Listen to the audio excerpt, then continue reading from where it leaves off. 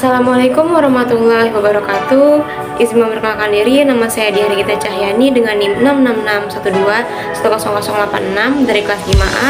Di sini saya akan menjelaskan terkait analisis green planning dalam mewujudkan keadilan masyarakat dan lingkungan pada polemik pembangunan kereta gantung Rinjani yang disusun untuk memenuhi ujian tengah semester mata kuliah perencanaan pembangunan. Jadi pada bagian latar belakang dijelaskan bahwa pemerintah Provinsi NTB telah merevitalisasi infrastruktur pariwisatanya dengan membangun kereta gantung di Taman Nasional Gunung Rinjani atau TNGR ini, yang kini telah ditetapkan sebagai UNESCO Global Geopark atau UGG. Pada tahun 2016, ide pembangunan kereta gantung dilontarkan oleh Bupati Lombok Tengah, yaitu Suhaili FT. Kelompok masyarakat dan penggiat konservasi menantang wacana ini dan alasan bahwa kereta gantung akan merusak ekosistem di kawasan lindung Taman Nasional Gunung Rinjani tersebut dan merugikan perekonomian penduduk setempat yang mencari nafkah dengan bekerja sebagai porter bagi para pendaki. Masyarakat menilai bahwa perencanaan yang dilakukan terkesan cepat dan tidak mempertimbangkan banyak aspek yang perlu dipertimbangkan terlebih dahulu. Kemudian padahal izin utama dalam hal ini tuh hanyalah izin pertama untuk melakukan survei lahan dan penelitian lebih lanjut, yang konon tidak termasuk dalam pelaksanaan pembangunan. Kemudian pada bagian pembahasan yang pertama akan membahas terkait keterkaitan mazhab green planning dengan konflik pembangunan kereta gantung Gunung Rinjani, yaitu jadi rencana pemerintah daerah Lombok Tengah ini yang akan membangun kereta gantung dari Sarang Sidemen ke Dananu Sagara Anak di Gunung Rinjani bekerjasama dengan investor asal Tiongkok. Menurut Bupati Lombok, keberadaan kereta gantung tersebut akan memudahkan wisatawan yang ingin mendaki Gunung Rinjani tanpa harus mendaki dari dasar gunung. Pembangunan ini dilaksanakan di Taman Nasional Gunung Rinjani. Kemudian alih-alih menegaskan bahwa pemerintah tidak akan menggunakan wilayah konservasi tersebut. Pemerintah dinilai abai terhadap kenyataan bahwa pembangunan kereta gantung yang akan dilakukan di kawasan hutan lindung nyatanya tetap saja dapat menimbulkan kerusakan lingkungan yang tidak dapat dianggap remeh. Nah, hal tersebut yang kemudian menyebabkan gelombang protes dan penentangan dari berbagai elemen masyarakat yang tidak kunjung surut. Kemudian menurut mazhab green planning, environmentalisme adalah upaya untuk menyeimbangkan hubungan antara manusia dan berbagai sistem alam yang saling bergantung sehingga semua komponen dianggap berkelanjutan sampai batas tertentu. Hal ini menunjukkan bahwa masyarakat setempat sangat menjaga kelestarian Taman Nasional Gunung Rinjani karena adanya saling ketergantungan seperti kebutuhan akan sumber daya makanan, sumber daya lainnya di kawasan Gunung Rinjani. Namun demikian, flora dan fauna yang cukup lengkap di kawasan ini juga perlu dipertahankan populasinya. Maka dari itu, mazhab green planning, environmentalisme sangat keterkaitan pada isu pembangunan kereta gantung Gunung Rinjani ini, di mana hubungan antara manusia dan berbagai sistem alam saling ketergantungan sesama lain yang perlu dijaga dan dilestarikan. Kemudian pembahasan yang kedua yaitu terkait hubungan aspek-aspek dari mazhab green planning jika dikaitkan dengan pembangunan kereta gantung Gunung Rinjani. Yang pertama, aspek peran pemerintah dan perencanaan profesional, di mana pemerintah berkomitmen untuk melanjutkan negosiasi mengenai pembangunan jalur kereta api gunung meskipun sebelumnya telah melakukan penilaian dampak lingkungan secara menyeluruh, termasuk AMDAL, yaitu analisis mengenai dampak lingkungan pada proyek tersebut. Kemudian pemerintah mengatakan kepada masyarakat pada saat itu bahwa ekosistem Taman Nasional Rinjani ini tidak akan terganggu oleh pembangunan tersebut. Namun pembangunan tersebut telah mengganggu ekosistem dan lingkungan sekitar dan menyebabkan kerusakan. Kemudian hal tersebut menjelaskan bahwa dari aspek peran pemerintah dan perencanaan profesional pada mazhab green planning disebutkan pemerintah memastikan pembangunan yang mempertimbangkan daya dukung ruang lingkungan. Tetapi nyatanya dengan adanya pembangunan kereta gantung Gunung Rinjani ini justru membuat kerusakan lingkungan pada hutan lindung. Oleh karena itu, pada aspek ini tidak berhubungan karena pemerintah tidak mendukung pembangunan yang mempertimbangkan daya dukung ruang lingkungan. Kemudian yang kedua ada peran masyarakat, yaitu banyak masyarakat yang menentang rencana pembangunan kereta gantung Gunung Rinjani ini oleh pemerintah Provinsi NTB karena pembangunan tersebut telah menimbulkan banyak kontroversi dan kerusakan lingkungan. Akibatnya, organisasi-organisasi yang mewakili masyarakat turun tangan untuk menyelesaikan konflik antara pemerintah dan masyarakat. Hal inilah yang kemudian mendorong mereka untuk berperan secara aktif di dalam lingkungan tersebut. Kemudian hal tersebut menjelaskan bahwa dari aspek peran masyarakat pada mazhab green planning disebutkan bahwa pengutamaan keadilan antar generasi masyarakat yaitu dibuktikan dengan adanya gerakan perwakilan masyarakat atau Gema Alam, yang dimana gerakan tersebut mempertemukan pihak masyarakat dengan pihak pemerintah di dalam suatu platform sosialisasi terkait pembangunan kereta gantung Gunung Rinjani ini, agar keduanya saling mengetahui pendapat dari pihaknya masing-masing dan tidak terjadinya miskomunikasi. Kemudian yang ketiga itu ada dari peran mekanisme pasar, bahwa pada aspek ini dijelaskan mekanisme pasar memiliki keterbatasan dalam menangani barang publik. Eksternalitas dan dilema pada konflik pembangunan kereta gantung Gunung Rinjani ini nyatanya tidak ada hubungan dan keterkaitan dengan mekanisme pasar, dikarenakan pembangunan ini yang merencanakan adalah pemerintah Provinsi Nusa Tenggara Barat yang bekerjasama dengan pihak swasta, ya. Jadi tidak ada keterbatasan dalam menangani barang publik, dan rencana proses pembangunan kereta gantung pun belum terrealisasikan secara menyeluruh. Selanjutnya pada peran sains atau ilmu.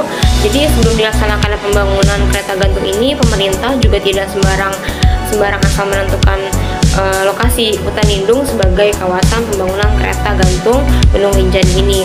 Namun pemerintah juga melakukan analisis seperti pre-feasibility study, feasibility study, detail engineering design atau DED, AMDAL atau analisis mengenai dampak lingkungan, dan menganalisis aspek dampak lingkungan. Jadi hal tersebut menjelaskan peran sains, bahwa sains atau ilmu itu berperan penting dalam mengukur ketersediaan sumber daya alam dan daya dukung kehidupan. Meskipun kajian analisis yang dilakukan pemerintah melenceng dengan kenyataannya, namun pemerintah masih tetap menganalisis lokasi tersebut agar tidak merusak ekosistem dan sumber daya alam di dalamnya. Kemudian yang kedua ada peran komunikasi. Jadi di dalam peran komunikasi ini menjelaskan keterkaitan mazhab green planning pada peran komunikasi, yang dimana dijelaskan bahwa dalam peran komunikasi mengedepankan proses komunikasi partisipatif antar multi pihak termasuk masyarakat. Namun kenyataannya meskipun pada awalnya masyarakat dengan pemerintah itu tidak adanya pertemuan sosialisasi terkait pembangunan kereta gantung ini, namun Gema Alam atau Gerakan Masyarakat Pecinta Alam membuat platform untuk pertemuan antar masyarakat dengan pemerintah dan pihak-pihak lainnya untuk saling bertukar pikiran dan menyampaikan aspirasi rakyat. Jadi dari hal tersebut saling berhubungan dan saling berkaitan, karena proses komunikasi partisipasi antar pihak yang terkait termasuk masyarakat sangat dikedepankan agar tidak terjadinya kesalahpahaman dari pembangunan kereta gantung Gunung Rinjani dan tidak terjadinya miskomunikasi. Kemudian yang ke-6 ada sumber rasionalitas, yang dimana mazhab green planning pada aspek sumber rasionalitas yang menjelaskan bahwa menerapkan rasionalitas Malthusian dan menilai tinggi rasionalitas ilmiah. Untuk konflik pembangunan kereta gantung Gunung Rinjani ini, pemerintah melakukan perencanaannya diawali dengan analisis dampak lingkungan dan tidak langsung bertindak melakukan pembangunan di kawasan Taman Nasional, karena pemerintah juga yang mengelola perlindungan Taman Nasional tersebut. Jadi tidak ada keterkaitan pada sumber rasionalitas, dikarenakan pemerintah tidak langsung bertindak secara logika dalam pembangunan ini, melainkan diawali dengan menganalisis dampak lingkungan di kawasan Taman Nasional terlebih dahulu, baru memulai proses pembangunan. Kemudian yang terakhir ada pandangan terhadap alam dan lingkungan, yang dimana keterkaitan mazhab dan green planning pada pandangan terhadap alam dan lingkungan dijelaskan bahwa kelestarian dan pengelolaan SDR sumber daya alam dan lingkungan adalah paling utama, serta mengutamakan konservasi pengendalian lingkungan dan keberlanjutan ekologis, karena pemerintah juga yang mengelola Taman Nasional tersebut. Sampai-sampai pemerintah tuh membuat kebijakan terkait konservasi sumber daya alam, yaitu jika ada seseorang yang melakukan kegiatan yang tidak sesuai dengan fungsi zona pada kawasan Taman Nasional tersebut, maka dikenakan sanksi pidana. karena sebegitu pentingnya menjaga kelestarian kawasan Taman Nasional Gunung Rinjani tersebut yang membawa pengaruh baik terutama bagi masyarakat yang bergantung dengan alam tersebut dan bermata pencaharian di Taman Nasional Gunung Rinjani itu. Kemudian pembahasan yang terakhir adalah bentuk strategi yang dilakukan oleh Gema Alam atau Gerakan Masyarakat Cinta Alam dalam mengadvokasi kepentingan masyarakat dan keberlangsungan alam pada polemik pembangunan Kereta Gantung Rinjani. Jadi Gema Alam itu apa sih? Gema Alam itu merupakan gerakan masyarakat pencinta alam, adalah gerakan sosial yang berfokus pada pemenuhan, penegakan, dan penghormatan hak asasi manusia serta prinsip-prinsip keberlanjutan, konservasi, dan pelestarian dalam pengelolaan sumber daya alam dan potensi lingkungan hidup. Nah, jadi terdapat 5 strategi yang dilakukan oleh Gema Alam ini dalam mengadvokasi kepentingan masyarakat dan preservasi lingkungan pada konflik pembangunan kereta gantung Gunung Rinjani. Yang pertama itu membentuk ruang publik dan platform diskursif untuk mempertemukan semua pihak yang terlibat dalam pembangunan, termasuk pemerintah daerah, pakar lingkungan dan ekonomi, bisnis pariwisata dan lainnya. Tujuan dari pertemuan ini adalah untuk bertukar pendapat, ide dan menyelesaikan konflik. Terus yang kedua, mengupayakan advokasi publik secara digital melalui media sosial dan situs web resmi yang memiliki banyak pengikut dan pengunjung. Untuk mendapatkan dukungan publik, pendekatan ini kemudian cukup efektif dalam menyebarkan cerita tentang masalah lingkungan dan kesejahteraan masyarakat di sekitar Rinjani kepada halayak luas yang tidak secara langsung terhubung dengan agenda pembangunan ini. Yang ketiga, keinginan masyarakat subregional yang berbeda di 3 kabupaten di wilayah lingkar Rinjani juga harus dipahami dan diperhitungkan ketika menentukan strategi advokasi lebih lanjut. Yang keempat, menggunakan pendekatan dari bawah ke atas melalui pendidikan dan sosialisasi kepada masyarakat untuk meningkatkan kesadaran, kewenangan, dan ketahanan terhadap hak-hak atas hutan. Jadi dari pembahasan yang tadi telah dipaparkan mendapatkan kesimpulan, yaitu kesimpulannya adalah pemerintah Provinsi Central Hills atau Nusa Tenggara Barat bersama dengan investor Cina berencana untuk membangun kereta gantung dari Sarang Sidemen ke Dananu Segara Anak di Gunung Rinjani. Ada kekhawatiran bahwa pembangunan kereta gantung di Gunung Rinjani dan penggunaan berbagai alat berat dapat mengganggu ekosistem dan daya dukung kawasan tersebut. Pemerintah telah mengabaikan fakta bahwa pembangunan kereta gantung di kawasan hutan lindung dapat menyebabkan kerusakan lingkungan dan tidak dapat diterima, dan malah bersikeras bahwa kawasan lindung tidak boleh digunakan. Hal ini menimbulkan protes dan perlawanan dari berbagai kelompok masyarakat yang tidak kunjung berhenti. Selanjutnya, Gema Alam terlibat dalam polemik ini dengan menggunakan strategi pergerakan diskursif untuk mempengaruhi opini publik. Kawasan Taman Nasional Gunung Rinjani ini sangat dilestarikan oleh masyarakat setempat dikarenakan manusia dengan alamnya saling tergantungan gitu. Seperti masyarakat membutuhkan sumber mata air, mata pencaharian, dan lain-lain di kawasan Gunung Rinjani tersebut. Sedangkan dari segi alamnya yang di dalam kawasan tersebut terdapat flora dan fauna yang cukup lengkap dan perlu dijaga populasinya. Maka dari itu, mazhab green planning pada environmentalisme sangat keterkaitan pada isu pembangunan kereta gantung Gunung Rinjani ini.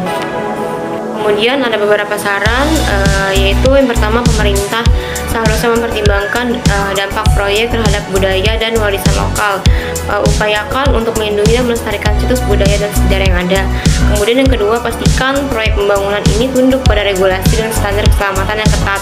Keamanan pengguna dan pelestarian lingkungan harus menjadi prioritas utama. Sekian pemaparan dari saya, semoga bermanfaat. Kurang lebihnya mohon maaf. Wassalamualaikum warahmatullahi wabarakatuh.